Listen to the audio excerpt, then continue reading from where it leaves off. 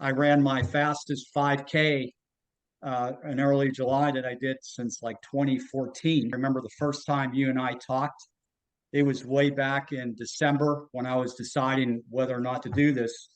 And you, even in that conversation, I remember one of the advices you gave to me was about simple things, just exercise on an empty stomach. So I never did that before. I'd always chomp on bagels and eggs before I go out. And I started doing that right away. And I felt a difference within like a few days of my running. And in incorporating those exercises, really, I felt a difference in what I was doing. Even just running 3 days a week. When I would tell that to some other people that I was training for a marathon, they looked at me like I was crazy. And they said, well, how you run? I said, I'm only going to run 3 days a week, and I'm not going to run more than 9 miles. And they just, it just, they said, that's not right. And I said, well, I got a program. I read a book several years ago about this, and I tried it.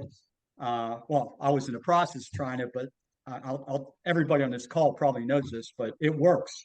And I ran my fastest 5K in early July that I did since like 2014.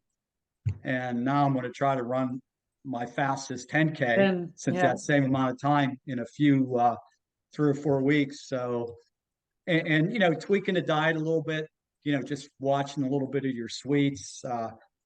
I'm, so yeah, I'm a believer, and I didn't hit the wall during the marathon. I didn't bonk out. So yeah, I'm convinced it works.